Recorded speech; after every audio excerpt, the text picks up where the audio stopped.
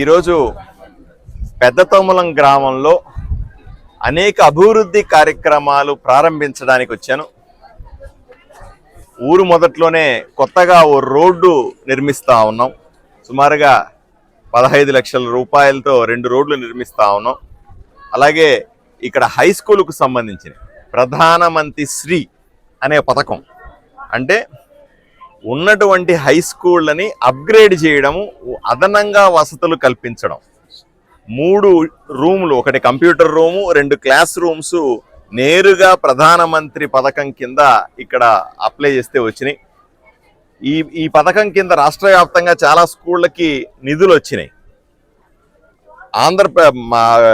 ఆదోని నియోజకవర్గంలో 30 స్కూళ్ళకు అప్లై చేస్తే ఎప్పుడో సంవత్సరం కిందట, ఇప్పుడు దానికి 4కి మాత్రం అనుమతులు వచ్చినాయి. ఈ బిల్డింగ్కి, ఈ స్కూల్ బిల్డింగ్కి 60 లక్షల రూపాయలు శాంక్షన్ చేసి అదనపు గదులు కడతా ఉన్నాం.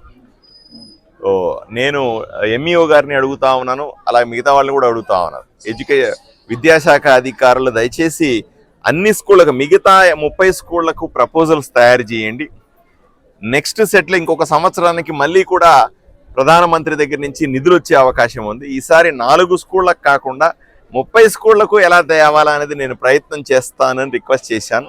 తప్పనిసరిగా ఆ విధంగా ప్రయత్నాలు చేసి ఆదోని మండలంలో ఉన్నటువంటి 30 హై స్కూళ్ళు కూడా మంచి వసతులు ఉండేలాగా, అవసరమైనటువంటి రూములు, క్లాస్ రూమ్స్ అన్నీ ఉండేలాగా ప్రయత్నం చేసి సాధించుకుంటామనే నమ్మకం మనకుంది. అదేవిధంగా మన అవసరమైనటువంటి టీచర్లు, విద్యా వాలంటీర్ల సమస్య కూడా కనపడతా ఉంది. ఇక్కడ పిల్లలు ఎక్కువ మంది ఉన్నారు, టీచర్ల సంఖ్య తక్కువగా ఉంది.